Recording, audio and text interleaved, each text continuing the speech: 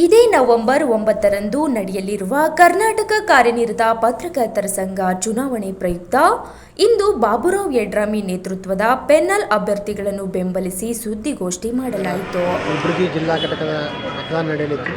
ಈ ಚುನಾವಣೆಯಲ್ಲಿ ನಾನು ಬಾಬುರಾವ್ ಯಡ್ರಾಮಿ ಮತ್ತು ನಮ್ಮ ಪೆನಲ್ನ ಎಲ್ಲ ಅಭ್ಯರ್ಥಿಗಳು ಸ್ಪರ್ಧೆ ಮಾಡಿದ್ದೆ. ಹೀಗಾಗಿ ಈ ಚುನಾವಣೆಯಲ್ಲಿ ಕಲಬುರಗಿ ಜಿಲ್ಲೆಯ ಎಲ್ಲ ಮತದಾರ ಪತ್ರಕರ್ತರು ದಯವಿಟ್ಟು ನನಗೆ ಮತ್ತು ನಮ್ಮ ಪೆನಾಲ್ನಲ್ಲಿ ಸ್ಪರ್ಧಿಸತಕ್ಕಂಥ ಎಲ್ಲ ಅಭ್ಯರ್ಥಿಗೆ ಮತ ನೀಡುವ ಮೂಲಕ ಪ್ರಚಂಡ ಬಹುಮತದಿಂದ ಗೆಲ್ಲಿಸಬೇಕು ಅಂತ ಚಿಂತಕತ್ತ ಎಲ್ಲರಲ್ಲಿ ಕಳಕಳಿಯಿಂದ ಮನವಿ ಮಾಡ್ತೀನಿ.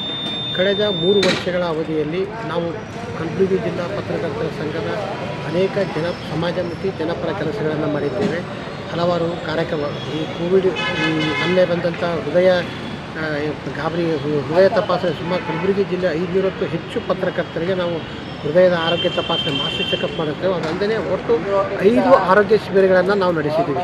5 ಆರೋಗ್ಯ ಶಿಬಿರಗಳಲ್ಲಿ 2 ಸಾಮಾನ್ಯ ಆರೋಗ್ಯ ತಪಾಸಣೆ, 1 ನೇತ್ರ ತಪಾಸಣೆ, 1 ಹೃದಯ ತಪಾಸಣೆ. ಅಂದರೆ ಸುಮಾರು ಒಂದು ಬಹುತೇಕ ಆರ್ಥಿಕ ಸಂಕಷ್ಟಕ್ಕೆ ಸಿಕ್ಕಿದಂಥ ಮತ್ತು ಆರೋಗ್ಯ ಸಮಸ್ಯೆ ಎದುರಿಸ್ತಕ್ಕಂಥ ಹಲವಾರು ಪತ್ರಕರ್ತರಿಗೆ ಪತ್ರಕರ್ತರ ಸಂಘದಿಂದ ನಾವು ನೆರವನ್ನು ನೀಡಿದ್ದೇವೆ. ಜೊತೆಗೆ ಇಡೀ ಕರ್ನಾಟಕದಲ್ಲಿನೇ ಬೆಂಗಳೂರು, ಮಂಗಳೂರು, ಮೈಸೂರು ಹೊರತುಪಡಿಸಿ ಒಂದು ಮಾದರಿಯ ಪತ್ರಿಕಾ ಭವನವನ್ನು ನಾವು ಕಲಬುರಗಿಯಲ್ಲಿ ನಿರ್ಮಾಣ ಮಾಡಿದ್ವಿ. ಆ ಜೊತೆಗೆ ಇತ್ತೀಚೆಗೆ ನಮ್ಮ ಪತ್ರಿಕಾ ಭವನದ ಮೇಲ್ಗಿರತಕ್ಕಂಥ ಸಭಾಂಗಣವನ್ನು ಪತ್ರಕರ್ತರ ಸಾಂಸ್ಕೃತಿಕ ಸಭಾಂಗಣವನ್ನಾಗಿ ಭಾಳ ಹೈಟೆಕ್ ಆಗಿ ನಾವು ಅದನ್ನು ಅಭಿವೃದ್ಧಿಪಡಿಸಿ ಅದನ್ನು ಒಂದು ಮಾದರಿಯ ಸಭಾಂಗಣವಾಗಿ ಇವತ್ತು ಬಳಕೆ ಮಾಡ್ಕೊಳ್ತಾ ಇದ್ದೀವಿ. ಅದರ ಜೊತೆಗೆ ನಾವು ಈಗ ನಿತ್ಯ ಪ್ರತಿದಿನ ಪತ್ರಿಕಾಗೋಷ್ಠಿಗಳು ನಡೀತವೆ ಕೆಳಗಡೆ, ಆ ಹಾಲನ್ನು ಸಹ ನವೀಕರಣ ಕೆಲಸವನ್ನು ಮಾಡಿದ್ದೀವಿ.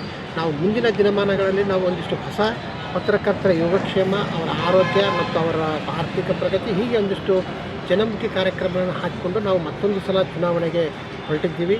ಈ ನಮ್ಮ ಕೆಲಸ ಕಾರ್ಯಗಳನ್ನು ನೋಡಿದ ಪತ್ರಕರ್ತರು ನಮಗೆ ಖಂಡಿತವಾಗಲೂ ಮತ ನೀಡಿ ಗೆಲ್ಲಿಸ್ತಾರೆ ಅನ್ನೋ ವಿಶ್ವಾಸ ನಮಗಿದೆ. ಯಾಕೆಂತಂದರೆ ನಾವು ಕಳೆದ 3 ವರ್ಷಗಳ ಅವಧಿಯಲ್ಲಿ ನೀಡಿರ್ತಕ್ಕಂಥ ಪಾರದರ್ಶಕ ಆಡಳಿತ, ಒಳ್ಳೆಯ ಕಾರ್ಯಕ್ರಮಗಳು, ಪತ್ರಕರ್ತರು ಮಾಡಿರ್ತಕ್ಕಂಥ ಯೋಜನೆಗಳು, ನಾವು ಮೀಡಿಯಾ ಫೆಸ್ಟ್ ಮಾಡಿದೆವು. ಬೀದರ್ ಒಂದು ವರ್ಕ್ಶಾಪ್ ಮೀಡಿಯಾ ಅಕಾಡೆಮಿ ಜೊತೆ ಕೂಡ ಮೀಡಿಯಾ ಫೆಸ್ಟು ಒಂದು ವರ್ಕ್ಶಾಪ್ ಮಾಡಿದ್ವಿ. ಜೊತೆಗೆ ಅನೇಕ ಕಾರ್ಯಕ್ರಮಗಳು ಮಾಡಿದ್ವಿ. ಈ ಸಲ ನಾವು ವಿಶೇಷವಾಗಿ ಏನಂತಂದರೆ ಒಂದು ವಿಶೇಷವಾದ ಆಪ್ತರಕ್ಷಕ ಅಂತಲೋ ಒಂದು ಯೋಜನೆಯನ್ನು ಹಾಕ್ಕೊಂಡಿವಿ. ಅಂದರೆ ಕಲಬುರಗಿ ಜಿಲ್ಲೆ ಇರತಕ್ಕಂಥ ಯಾವುದೇ ಭಾಗದಿರ್ತಕ್ಕಂಥ ಪತ್ರಕರ್ತರು ಯಾವುದೇ ತುರ್ತು ಹೊತ್ತಿನಲ್ಲಿ ಅವ್ರನ್ನ ಗುಲ್ಬರ್ಗಕ್ಕೆ ಹಾಸ್ಪಿಟಲೈಸ್ ಮಾಡುವಂಥ ಹೊತ್ತಿನಲ್ಲಿ ಅವ್ರ ಜೊತೆ ನಮ್ಮ ಒಂದು ಆಪ್ತರಕ್ಷಕ ಅನ್ನೋ ಟೀಮ್ ಮತ್ತು ರಚಿಸುವ ಮೂಲಕ ಆ ಟೀಮ್ ಮೂಲಕ ಬರುವ ಪತ್ರಕರ್ತರು ಯಾರು ತುರ್ತು ಹೊತ್ತಿನಲ್ಲಿ ಎಮರ್ಜೆನ್ಸಿ ಟ್ರೀಟ್ಮೆಂಟಿಗೆ ಬರ್ತಾರೆ ಅವರಿಗೆ ಟ್ರೀಟ್ಮೆಂಟ್ ಕೊಡುವಂಥ ಒಂದು ಉದ್ದೇಶದಿಂದ ಅವರಿಗೆ ಟ್ರೀಟ್ಮೆಂಟ್ ಕೊಡಿಸಲಿಕ್ಕೆ ವೈದ್ಯರ ಜೊತೆ ಕೋಆರ್ಡಿನೇಟ್ ಮಾಡಿ ನಮ್ಮ ಟೀಮ್ದವರು ಅಲ್ಲಿದ್ದು ಅವರಿಗೆ ಚಿಕಿತ್ಸೆ ಕೊಡಿಸುವ ಮೂಲಕ ಹಳ್ಳಿಯಿಂದ ಬಂದಂಥ ಪತ್ರಕರ್ತರಿಗೆ ನಾವು ತಕ್ಷಣಕ್ಕೆ ಒಂದು 5 ರಿಂದ 10 ಸಾವಿರ ರೂಪಾಯಿ ಒಂದು ಇಮಿಡಿಯೇಟ್ ಅವರಿಗೆ ಈ ಔಷಧ ಇನ್ನಿತರ ಖರ್ಚು ವೆಚ್ಚಗಳು ನೀಡುವಂಥ ಯೋಜನೆ ಹಾಕಿಕೊಂಡಿದ್ದೀವಿ. ಇದು ಆಪ್ತರಕ್ಷಕ ಅನ್ನೋದು ವಿನೂತನ ಪ್ರಯೋಗವನ್ನು ನಾವು ಮಾಡಲಿಕ್ಕೆ ಮುಂದೆ. ಅದರ ಜೊತೆ ಕಲಬುರಗಿಯ ನಮ್ಮ ಪತ್ರಿಕಾ ಭವನದಲ್ಲಿ ಒಂದು ಒಳ್ಳೆಯ ಗ್ರಂಥಾಲಯ ಸ್ಥಾಪನೆ ಮಾಡಬೇಕು. ಇಡೀ ಪತ್ರಕರ್ತರ ಸಂಘದ ಎಲ್ಲ ಸದಸ್ಯರಿಗೆ ಒಂದು ಗುಂಪು ವಿಮೆಯನ್ನು ಮಾಡಿಸಲಿಕ್ಕೆ ನಾವು ಯೋಜನೆ ಹಾಕಿಕೊಂಡಿದ್ದೀವಿ. ಅದೇ ಥರನಾಗಿ ಸಣ್ಣ ಪತ್ರಿಕೆಗಳು, ಜಿಲ್ಲಾ ಪತ್ರಿಕೆಗಳು ಮತ್ತು ಪ್ರಾದೇಶಿಕ ಮಟ್ಟದ ಪತ್ರಿಕೆಗಳಿಗೆ KKRDBಯಿಂದ 1 ಪುಟ ಜಾಹೀರಾತನ್ನು ಪ್ರತಿ ತಿಂಗಳು ತೋರಿಸಲಿಕ್ಕೆ ನಾವು ಹೆಚ್ಚಿನ ಪ್ರಯತ್ನ ಮಾಡ್ತೀವಿ. ಅದರ ಜೊತೆಗೆ ಸರ್ಕಾರದಿಂದ ಇನ್ನೂ 1 ಪುಟ ಹೆಚ್ಚುವರಿ ಜಾಹೀರಾತನ್ನು ಈ ಜಿಲ್ಲಾ ಮಟ್ಟದ ಪತ್ರಿಕೆಗಳಿಗೆ ಸ್ಥಳೀಯ ಪತ್ರಿಕೆ ಕೊಡಿಸಬೇಕು ಅನ್ನೋ ನಿಟ್ಟಿನಲ್ಲಿ ನಾವು ಕೆಲಸ ಮಾಡ್ತೇವೆ. ಅದರ ಜೊತೆಗೆ ಗ್ರಾಮೀಣ ಭಾಗದ ಪತ್ರಕರ್ತರಿಗೇನು ಇವತ್ತು ಬಸ್ ಪಾಸ್ ವಿತರಣೆ ಆರಂಭ ಆಗಿದೆ, ಆದರೆ ಅದು ನಿರೀಕ್ಷಿತ ಮಟ್ಟದಲ್ಲಿ ವೇಗವಾಗಿ ಆಗ್ತಾಯಿಲ್ಲ. ಆ ಕಾರಣಕ್ಕೆ ನಾವು ಬಸ್ ಪಾಸ್ ವಿತರಣೆಯನ್ನು ಮಾಡೋದನ್ನು ಅತ್ಯಂತ ತ್ವರಿತಗತಿಯಲ್ಲಿ ಮಾಡಲಿಕ್ಕೆ ಈಗಾಗಲೇ ಪ್ರಯತ್ನ ನಡೆಸಿದ್ವಿ. ಇರುವ ನಿಯಮಗಳನ್ನು ಒಂದಿಷ್ಟು ಸರಳೀಕರಣ ಮಾಡಿ ಗ್ರಾಮೀಣ ಭಾಗದಲ್ಲಿ ಕಾರ್ಯನಿರ್ವಹಿಸ್ತಕ್ಕಂಥ ಎಲ್ಲ ಪತ್ರಕರ್ತರ ಬಸ್ ಪಾಸ್ ಕೊಡಿಸುವ ಕೆಲಸವನ್ನು ಮುಂದಿನ ದಿನಮಾನಗಳಲ್ಲಿ ನಾವು ಯಶಸ್ವಿಯಾಗಿ ಮಾಡ್ತೀವಿ ಅನ್ನೋ ವಿಶ್ವಾಸವಿದೆ. ಅದ್ರ ಜೊತೆಗೆ ಬೇರೆ ಒಂದಿಷ್ಟು ವಿನೂತನ ಕಾರ್ಯಕ್ರಮಗಳಿದೆ. ಅಂದರೆ ಪತ್ರಕರ್ತರ ಮಕ್ಕಳಿಗೆ ಈ ಕಲಿಕಾ ಕಿಟ್ ಕೊಡೋದು, ಕಲಿಕಾ ಕಿಟ್ ಕೊಡುವಂಥದ್ದಾಗಿರ್ಬೋದು. ಇನ್ನು ಮತ್ತು ಅದ್ರ ಜೊತೆಗೆ ನಾವು ಒಂದಷ್ಟು ಈ ಆರೋಗ್ಯ ವಿಮೆ, ಈ ಮತ್ತು ಗ್ರಂಥಾಲಯ ಸ್ಥಾಪನೆ, ಒಂದು ಸಹಕಾರ ಸಂಘ ಸ್ಥಾಪನೆ, ಹೀಗೆ ಹಲವು ಕಾರ್ಯಕ್ರಮಗಳನ್ನು ಹಾಕ್ಕೊಂಡು ಬರ್ತಾಯಿದ್ದೀವಿ. ನಮಗೆ ಹಿಂದಿನ ಕೆಲಸಗಳನ್ನು ನೋಡಿರಿ, ಇದು ಸತ್ಯ ಮತ್ತು ಅಸತ್ಯದ ನಡುವಿನ ಹೋರಾಟ ಅಂತ ಹೇಳಕ್ಕೆ ಬಯಸ್ತೀವಿ. ಹೀಗಾಗಿ ನೀವು ಸತ್ಯವನ್ನು ಕಲಬುರಗಿ ಜಿಲ್ಲೆಯ ಪತ್ರಕರ್ತರು ಗೆಲ್ಲಿಸ್ತಾರೆ. ಯಾವುದೇ ಅಪಪ್ರಚಾರ ಮಾತುಗಳಿಗೆ ಯಾರೂ ಕಿವಿಗೊಡದೆ ಸತ್ಯವನ್ನು ಬೆಂಬಲಿಸ್ತೀರಿ, ಸತ್ಯವನ್ನು ಗೆಲ್ಲಿಸ್ತೀರಿ ಅನ್ನೋ ನಂಬಿಕೆ ನನಗಿದೆ. ಜೈ ಹಿಂದ್. ಸ್ಪರ್ಧೆ ಮಾಡಿದ್ದೀನಿ. ನನ್ನ ಜೊತೆಗೆ ಉಪಾಧ್ಯಕ್ಷ ಸ್ಥಾನಕ್ಕೆ ಅರುಣ್ ಕದಮ್ ಅವರು, ಜಯತೀರ್ಥ ಪಾಟೀಲ್ ಅವರು ಮತ್ತು ಸಿದ್ದರಾಮಪ್ಪ ಮಾಲಿ ಬ್ರದರ್ ಅವರಿದ್ದಾರೆ.